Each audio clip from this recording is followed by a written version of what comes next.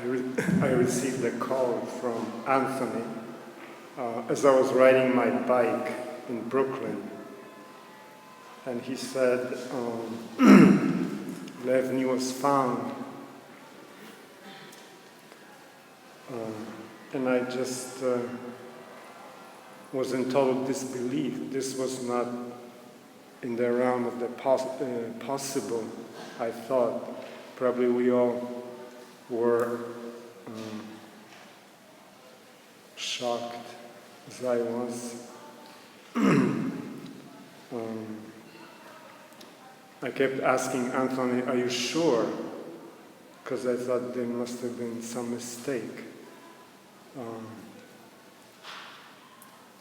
Then I felt a kind of, I'll just describe my feelings when I got the news, that I felt a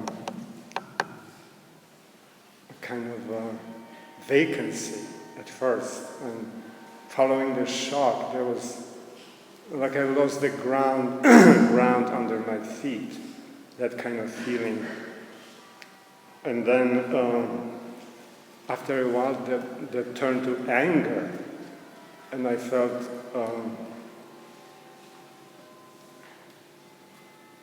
I thought, fuck you, Levni. How could you have done this to me and to your family, to your friends? I'm still mad at him, but I thought, what a dumb, senseless thing to do. It didn't have to happen. But then following that anger phase, I felt a kind of powerlessness. I felt, is there anything I can do? And I didn't see any. Well, the powerlessness kept me thinking, is there anything I can do? And then it occurred to me that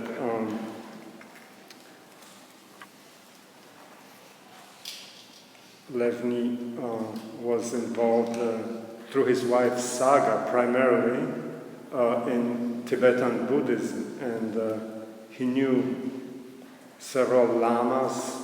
He quoted from the Dalai Lama or Milarepa, and it started me to thinking on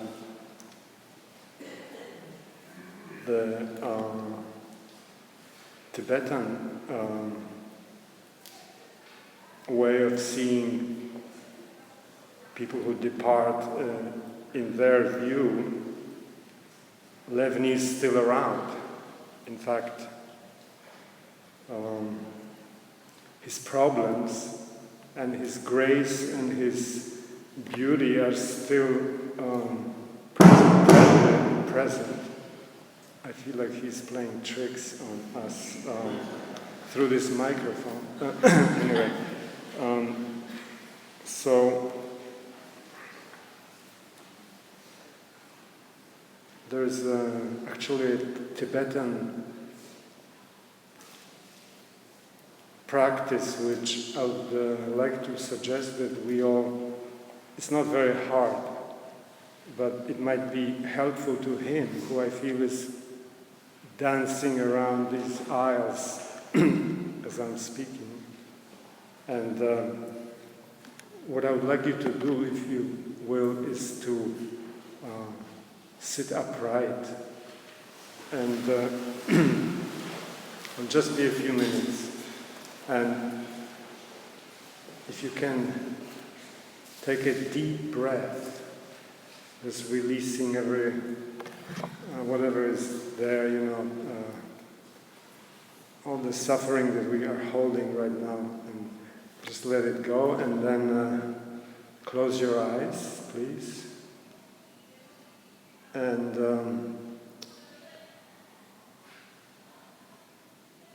imagine Levni in front of you as you remember him.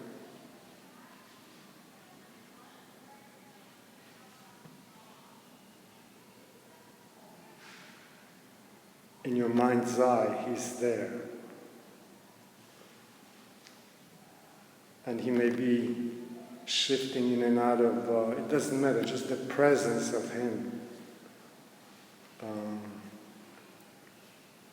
As well as you can imagine it. And then notice that you are breathing, and when you breathe in,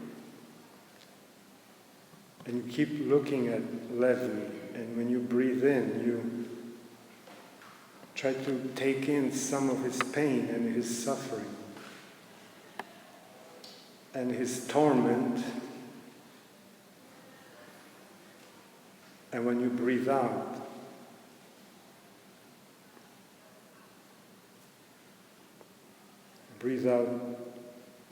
offer him your kindness and your appreciation of him, your clarity. So when you breathe in, take in his pain. And when you breathe out, give him your love, your empathy, your kindness. And let's do this just for 2 minutes or so.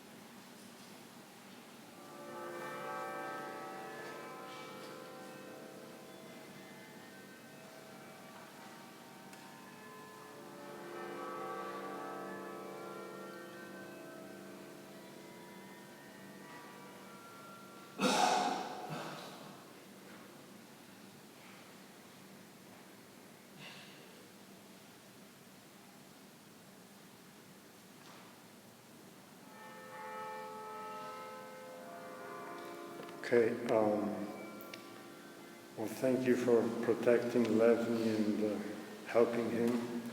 I want to close with a memory of my last memory of him. He came to visit me and my wife Kasia 10 days maybe before I received that phone call from Anthony.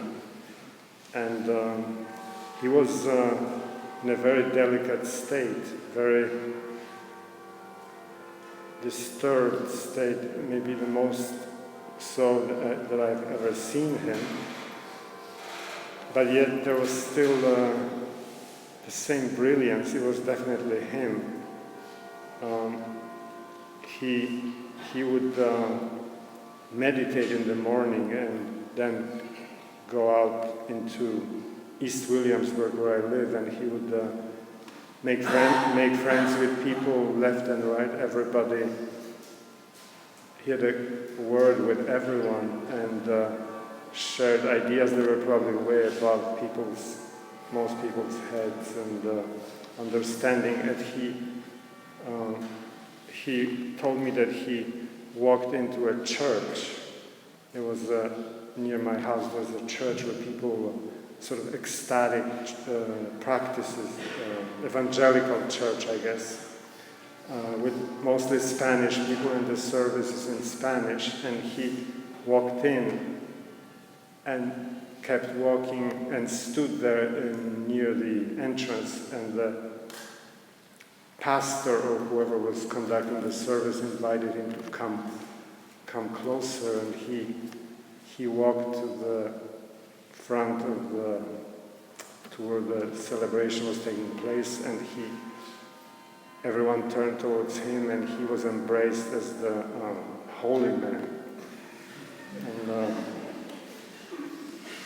And he left the next day, having made a decision to enter rehab, which I was hoping that he was on a path to recovery. Thank you.